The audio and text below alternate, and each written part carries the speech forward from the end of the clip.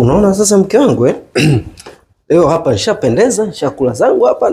Nikifika kijiweni, nyama sana mke wangu. Sio, umeelewa? Mimi najua naongea na wewe, kumbe umeniacha niongee peke yangu. Unavaa viatu unaondoka, unaniachaje hapa nyumbani? Sina la kula.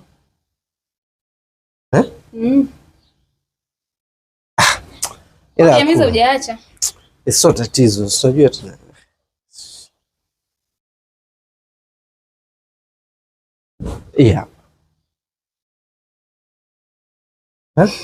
Wewe 1000 ndio itoshe kununua chakula cha mimi kula mchana na chakula cha wewe cha kurudi kuja kula usiku. Unajua hapa mjini ni mipango.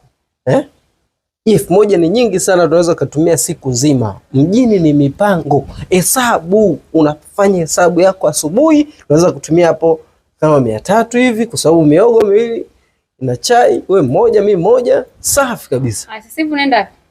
Naingia hapo kidogo kijiweni, sijua tena mida ya kwenda kuhangaika tupate kidogo angalau hata kesho pia tupate buku nyingine. Sipotoka nitapata wapi? Sasa si hauna hela na hauna kazi. Naomba ukae hapo hapo na kuja. Tena hapa tena unakuja tena. Ashaanza. Kishaanza hivi tatizo.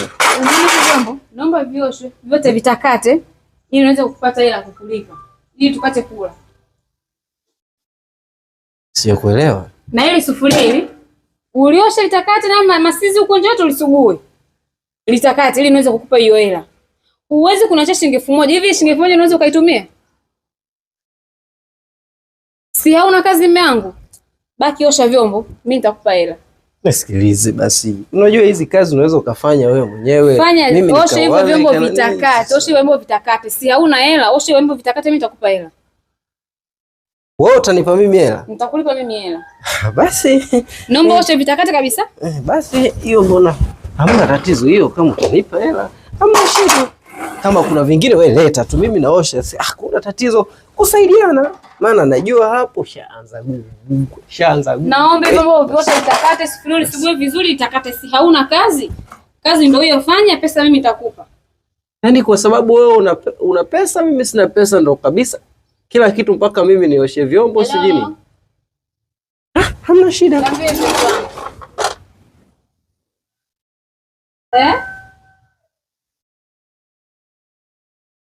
Sielewi mpenzi au masikio yangu yamesikia vibaya. Mpenzi au masikio yangu hayasikii vizuri.